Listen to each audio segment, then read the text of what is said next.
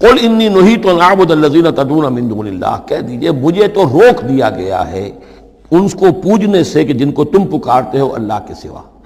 یہ لات عزیٰ منات ان کو میں نہیں پکار سکتا، مجھے روک دیا گیا ہے. مجھے تو حکم دیا گیا ہے لا تدعوا مع اللہ احدا، اللہ کے ساتھ کسی اور کو مت پکارو. قل لا اتبع اہواءکم، اور کہہ دیجئے ڈنکے کی چوٹ میں تمہاری خواہشات کی پیروی نہیں کر سکتا.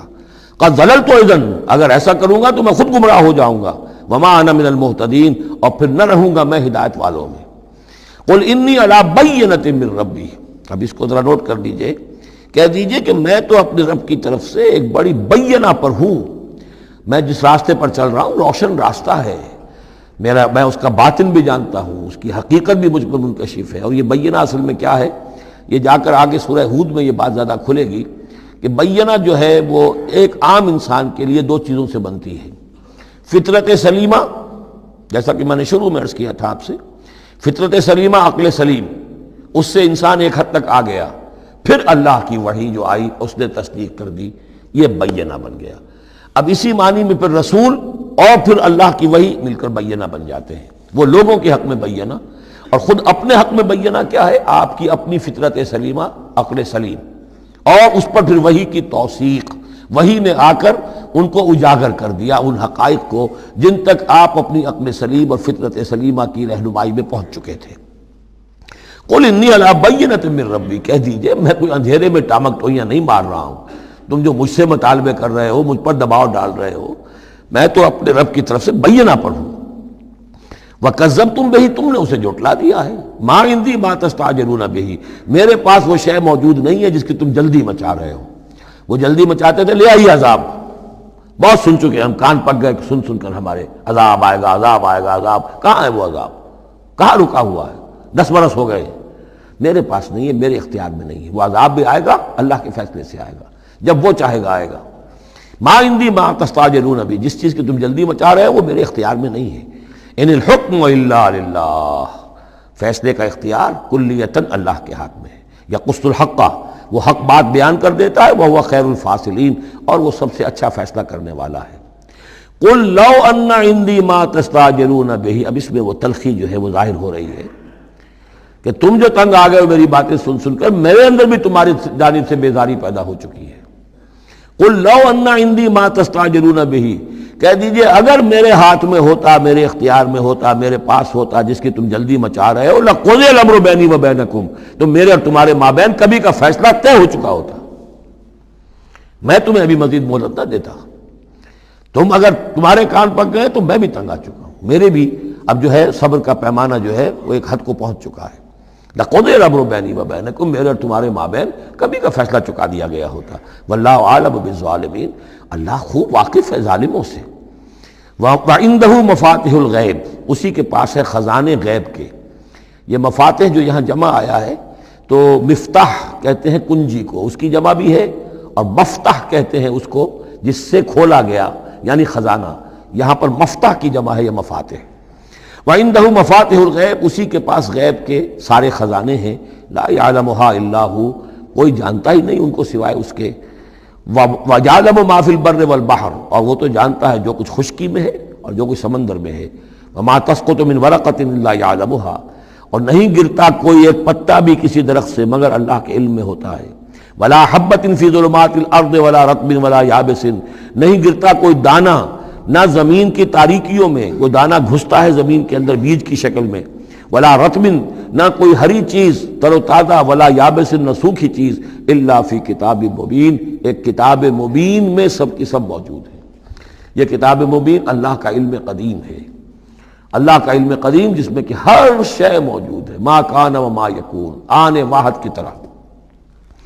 وَهُوَ الَّذِي يَتَوَفَّاكُمْ بِاللَّيْلِ، اب یہ لفظ یہاں پر آ گیا ہے وہ جو قادیانیوں کے ساری خباثت کا توڑ جو ہے، وہ جو میں نے وضاحت آپ کو بیان کی تھی کہ وفا یوفی یتوفا، اب یہاں آ گیا وَهُوَ الَّذِي يَتَوَفَّاكُمْ بِاللَّيْلِ، وہی ہے جو تمہیں وفات دیتا ہے رات کے وقت.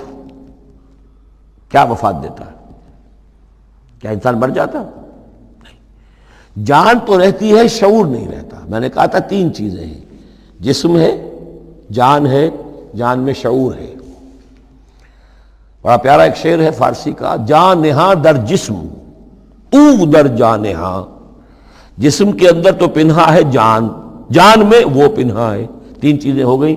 یہاں اس شعر میں وہ سے مراد کچھ اور ہے، اس وقت میں اس پر نہیں جاؤں گا، لیکن تین چیزیں سمجھ لیجئے. جان نہا در جسم، جسم کے اندر جان پنہا ہے. او در جانہا، وہ جان میں نہا ہے. اے نہا اندر نہا ہے جانے جان. یہ پھر کسی اور جگہ پر پڑھیں گے اس شعر کو انشاءاللہ. اب سمجھ لیجئے ایک جسم ہے، جسم میں جان ہے، جان میں شعور ہے، اصل شے تو شعور ہے. لہذا نیند میں صرف شعور لے گئے، موت ہوئی تو شعور بھی لے گئے، جان بھی لے گئے. اور عیسیٰ کو لے گئے، شعور بھی لے گئے، جان بھی لے گئے، جسم بھی لے گئے. تو توفع جو ہے کل کا کل پورے طور پر ہوا ہے حضرت عیسیٰ علیہ السلام کا. ہمارا توفع یا توفی جو ہوتا ہے وہ تو ادھورا ہوتا ہے، جسم یہیں رہ جاتا ہے، جان اور شعور چلا جاتے ہیں، اور نیند میں شعور چلا گیا. وَهُوَ الَّذِي يَتَوَفَّاكُم بِاللَّيْلِ وَيَعْلَمُ مَا جَرَحْتُم بِالنَّهَارِ، وہی ہے جو تمہیں وفات دے دیتا ہے، قبضے میں لے لیتا ہے. یتوفاکم رات کے وقت، اور وہ جانتا ہے جو کچھ کہ تم کرتے ہو دن کے وقت. ثم یبعثکم فیہ، پھر وہ دوبارہ اگلی صبح کو پھر تمہیں اٹھا دے گا. لیقضی اجل مسمی، تاکہ وہ تمہاری جو مہلت ہے وہ پوری ہو جائے. یعنی روزانہ ایک طرح سے ہم موت کی آغوش میں چلے جاتے ہیں. آدھی موت تو ہے، نیند کسے کہتے ہیں؟ آدھی موت ہے. یہی وجہ ہے کہ جو دعا ہے صبح کو اٹھنے کے وقت کی جو مسنون دعا ہے، الحمدللہ الذی احیانی بعدما اماتنی والیہ النشور. کل شکر اور کل حمد اور کل تعریف اس اللہ کے لیے ہے جس نے مجھے دوبارہ زندہ کیا اس کے بعد کہ مجھ پر موت وارد کر دی تھی. نیند جو ہے وہ موت کی بہن ہے، اور اسی طرح اٹھنا ہے اللہ کی طرف. یہ بڑا ایک عجیب نکتہ ہے، اس کو ذہن میں اس کو اپریشیٹ کیجئے. جو شخص صبح آنکھ کھلتے ہی جس کے زبان پر یہ الفاظ آتے ہوں، الحمدللہ الذی احیانی بعدما اماتنی والیہ النشور، قیامت کے دن جب وہ اٹھے گا اس کی زبان پر یہی ترانہ خود بخود آ جائے گا.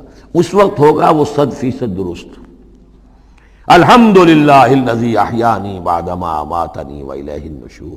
کیونکہ عادت پڑی ہے، ہمیشہ کہا ہے، جیسے ہی شعور آیا الحمدللہ الذی احیانی بعدما اماتنی والیہ النشور. تو یہ وہ ترانہ جو ہے جو کہ باعث بعد الموت کے وقت ہماری زبان پر ہوگا، اس کا ریہرسل ہے جو آپ روزانہ کریں گے اگر یہ عادت پختہ کر لیں. وَهُوَ الَّذِي يَتَوَفَّاكُم بِاللَّيْلِ وَيَعْلَمُ مَا جَرَحْتُم بِالنَّهَارِ ثُمَّ يَبْعَثُكُم فِيهِ لِيُقْضَىٰ أَجَلٌ مُّسَمًّى ثُمَّ إِلَيْهِ مَرْجِعُكُم، پھر اسی کی طرف تم سب کا لوٹنا ہے. ثُمَّ يُنَبِّئُكُم بِمَا كُنتُمْ تَعْمَلُونَ، پھر وہ تمہیں جتلا دے گا جو کچھ کہ تم کرتے رہے تھے. وَهُوَ الْقَاهِرُ فَوْقَ عِبَادِهِ، اور وہ اپنے بندوں پر، یہ لفظ کئی مرتبہ آیا ہے اس صورت کے اندر. اللہ پوری طرح غالب ہے، قابو یافتہ ہے اپنے بندوں پر. وَيُرْسِلُ عَلَيْكُمْ حَفَظًا، اور وہ تم پر نگہبان بھیجتا رہتا ہے. ہر انسان کے ساتھ فرشتے باڈی گارڈ کی حیثیت سے موجود ہیں، اس لیے کہ جب تک اللہ نے اجل معین رکھی ہوئی ہے اس وقت تک تو زندہ رکھنا ہے. وہ زندہ رکھنے کے لیے حفظہ، حفاظت کرنے والے نگہبان. وہ جو میں نے ایک دفعہ پہلے بھی کہا تھا، بسا اوقات تو محسوس ہوتا ہے کہ جیسے گاڑی ایسے سناٹے سے آپ کے ساتھ سے گزری ہے کہ معلوم ہوتا ہے کسی نے ہاتھ دے کر آپ کو بچایا، ورنہ بچنے کا کوئی امکان نہیں تھا. تو کوئی ہے، جب معلوم ہے کہ ابھی اس کی موت کا وقت نہیں آیا تو بچانے والے فرشتے ہمارے ساتھ ہوتے ہیں. حتیٰ اذا جاء احدکم الموت، یہاں تک کہ جب تم میں سے کسی کی موت کا وقت آتا ہے، توفتہ رسلنا، اب یا پھر توفا آ گیا، اب یہاں پہ شعور اور جان دونوں جائے گا. توفتہ رسلنا، تو ہمارے بھیجے ہوئے فرشتے جو ہیں وہ اس کو قبضے میں لے لیتے ہیں. وہم لا یفرطون، اور اس میں کوئی کمی نہیں کرتے، کوئی کوتاہی نہیں کرتے، جو حکم آیا اور جب آیا. ثم ردوا الی اللہ مولاہم الحق، پھر وہ لوٹا دیے جاتے ہیں اب اللہ کی طرف جو ان کا مولا ہے برحق، سچا.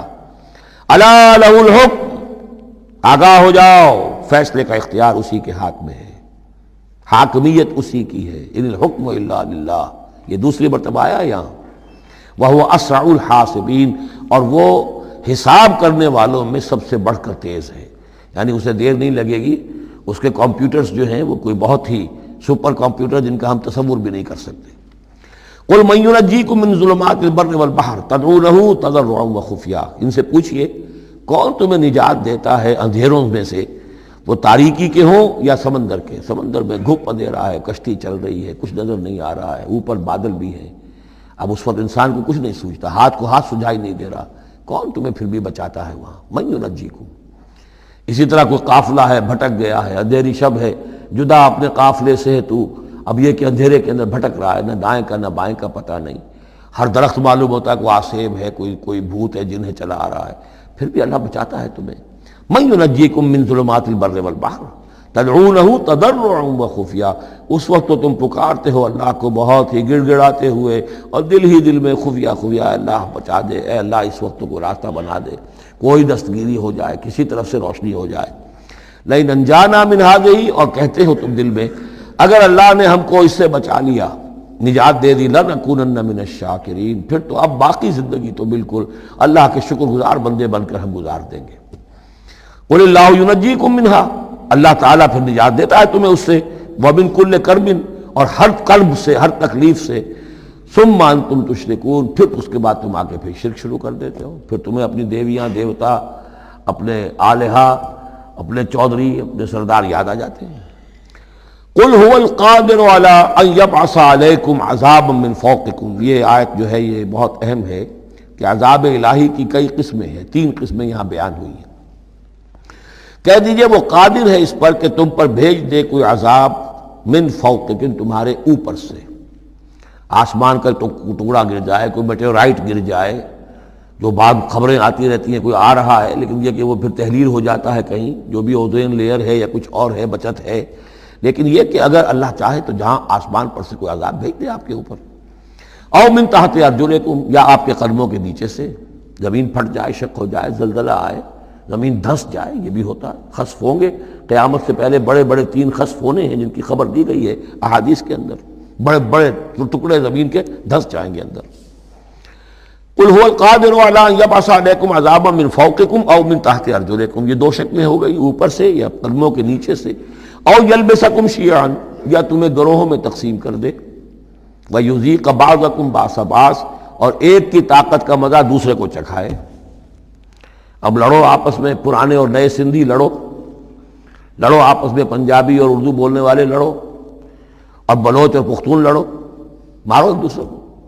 اللہ تعالیٰ کو نہ آسمان کو تکلیف دینے کی ضرورت کہ اس کا کوئی ٹکڑا گرائے، نہ زمین کو کوئی مشقت دینے کی کہ وہ پھٹے، کوئی ضرورت نہیں، آپس میں تقسیم ہو جاؤ گے، گروہ بندی ہو جائے گی، شیعہ سنی کو مارے اور سنی شیعہ کو مارے۔ یہ جو ہے یہ عذاب الہی کی بدترین شکل ہے جو آج مسلمانان پاکستان پر مسلط ہے۔ وہ کبھی ایک قوم ہوتے تھے، ہندو کا جب مقابلہ تھا ایک قوم تھے، اور اب وہ قوم جو ہے قومیتوں میں، عصبیتوں میں تحلیل ہو چکی۔ انظر کیف نصرف الآیات لعلہم یفقہون، دیکھو کیسے ہم اپنی آیات کی تصریف کرتے ہیں، تصریف کہتے ہیں آیات کو گھمانا، ایک ہی بات کو اسلوب بدل بدل کر، انداز بدل بدل کر، ترتیب بدل بدل کر لانا، ایک پھول کا مضمون ہو تو 100 رنگ سے باندھو۔ وَكَذَّبَ بِهِ قَوْمُكَ وَهُوَ الْحَقُّ، اور اے نبی آپ کی قوم نے اسے جھٹلا دیا، بہی مراد قرآن، یعنی میں نے عرض کیا کہ اس صورت کا یہ عمود، حصی معجزہ کوئی نہیں دکھائیں گے، اصل معجزہ محمد کا یہ قرآن ہے صلی اللہ علیہ وسلم، اسی لیے بہی بہی بہی اس کی تکرار اس میں کثرت سے ملے گی۔ وَكَذَّبَ بِهِ قَوْمُكَ وَهُوَ الْحَقُّ، یہ قرآن الحق ہے لیکن اے نبی آپ کی قوم نے اس کو جھٹلا دیا ہے۔ قُلْ لَسْتُ عَلَيْكُمْ بِوَكِيلٍ، ان سے کہہ دیجئے میں اب تمہارا ذمہ دار نہیں ہوں، اب میں نہیں کہہ سکتا کہ کب اللہ کے عذاب کا بند جو ہے وہ کھل جائے اور تمہارے اوپر وہ عذاب ہلاکت جو ہے وہ آ جائے۔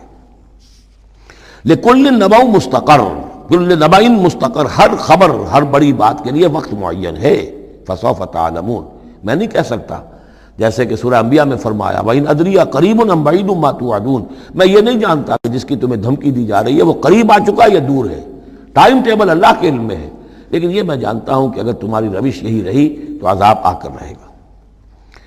بسوف تعلمون، اور ان قریب تمہیں معلوم ہو جائے گا۔